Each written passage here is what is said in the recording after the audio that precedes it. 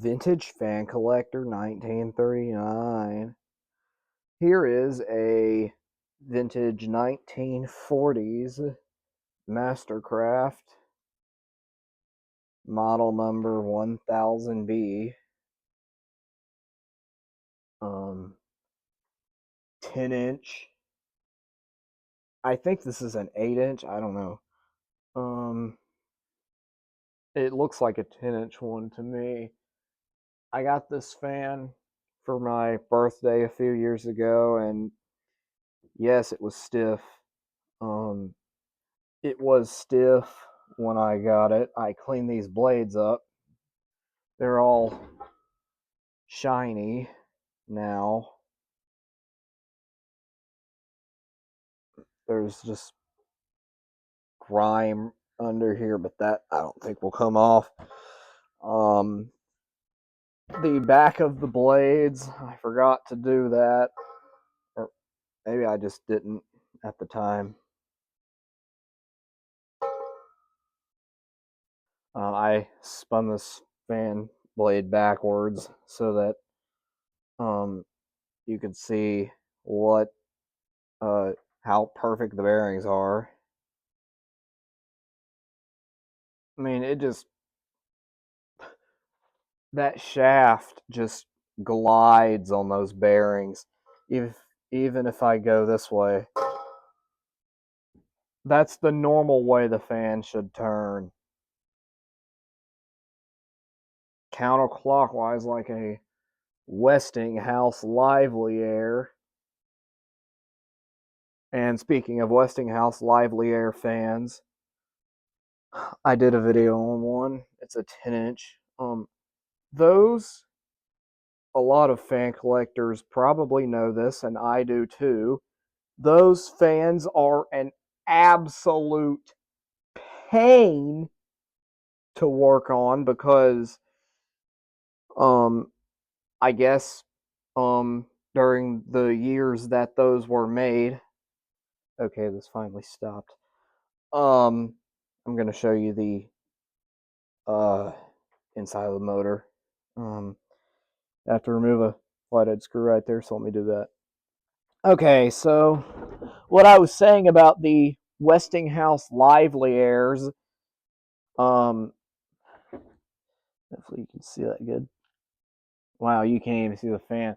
Let me prop it up on the switch, prop the camera up on the switch. Doubt this is gonna work, but all you need is a flathead screwdriver.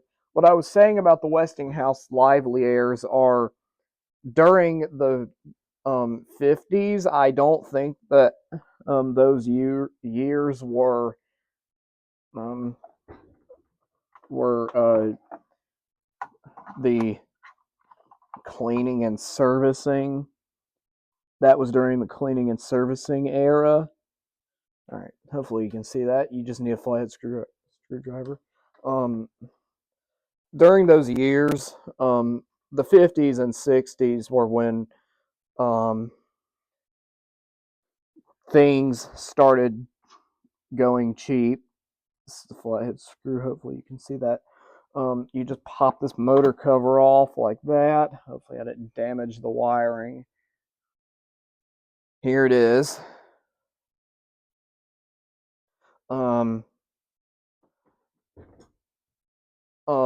I usually have my mom to help me with this, getting this apart, but she is in the house right now at the moment, so I have to be as careful as I can with this. Anyway, here is the bearing on the back there. This is similar to the motor in my what is it? Hang on, let me think. This is similar to the motor in my Zero Model 1250R fan that I showed, that I restored, which I didn't take the motor cover off that that one because I didn't want to risk scratching the paint. This strap right here was actually installed backwards. It was installed upside down. This little piece, this pointy piece right down there. You would oil this when you put your oil. I have this closed. You would put your oil down that. With this upside down, that no longer works because you put your oil down this shaft or strap thing. Sorry, and it would go all the way down to here and just waste. But I figured somebody was into this fan and they installed that strap right here in backwards. And so they said, I guess they said, let's just um, install this strap um, upside down so that we can do away with the oil port to make it a throwaway fan. Perfect solution. Well, for somebody like me, that's not the right thing to do because you're supposed to oil these things. And to every fan collector, they know that. Every fan collector knows that, I'm sure. Anyway, I fixed that and it works. It does what it's supposed to now.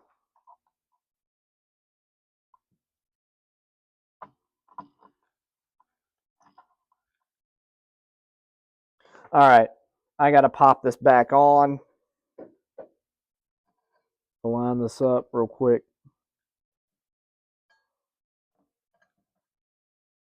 Okay, I don't want to mess with that.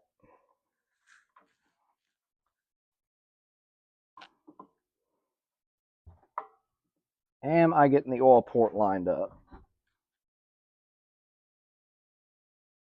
I hope so. Okay. It's going on. The hole is, well, now it's lined up.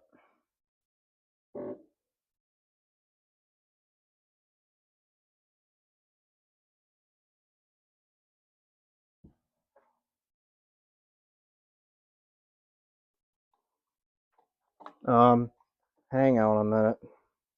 Oh, there we go. Great thing is this fan's very easy to take apart. This cover's really easy to get off. Just tighten it on there. Are you seeing that okay? Yes. Alright, do not over tighten. This fan runs really nice now. Hopefully it still works. Let me test it off video real quick. Make sure it doesn't blow up in my face or anything. Okay. Okay. I tested this fan off video. I rewired it not too long ago. It does run, no explosions. I did rewire this not long ago off video, probably way before I had a YouTube channel, but it's been too long ago for me to remember. I was just using this old carbon monoxide alarm I had sitting around to prop the camera up because I forgot my tripod. As they say, you just gotta use what you have. If you don't have a tripod, you just gotta use what you have to make certain things possible. So, yeah, I am turning this fan around now, and I will plug it in. Go to amps. Oh, we're on amps. Go to volts. Okay, my brain is just not working right at the moment right now. 111.1 volts. It's not going to be exact. Let's go ahead and plug the fan in. Okay, it's plugged in. Let's go ahead and now it says 110. I changed it. Let's go ahead and turn this fan on. And before we go to do that, let's go to amps. Well, hello, 60 hertz. All right, let's go to amps and turn this thing on. It's on. Let's turn it on.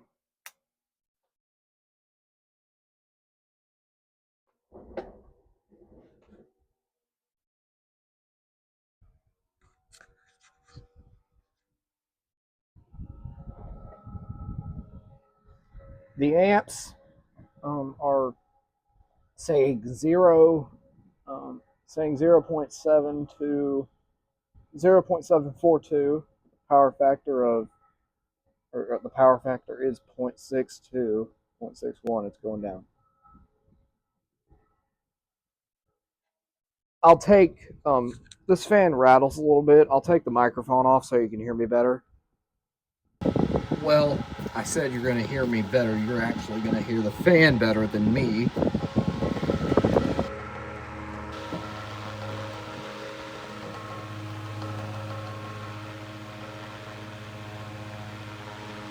It does run, it rattles just a little bit.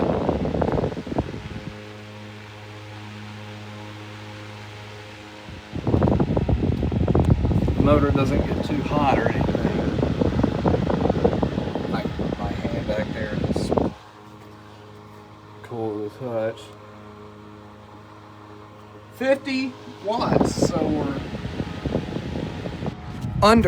just under what it's supposed to draw. Let me put the microphone back on so you can hear me better in the fan.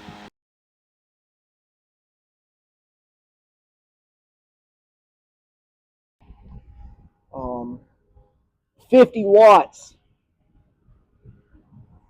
0.719. Let's go ahead and shut it off.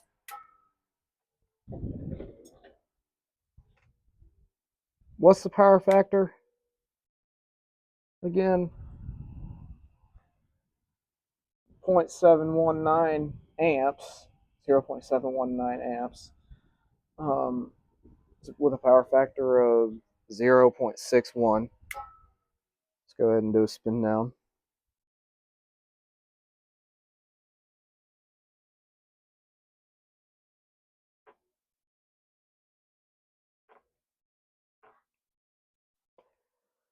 This fan, the back on it is in nearly perfect condition. There's just a little bit of specks on the back of it, but it's super shiny. Unplug the fan real quick.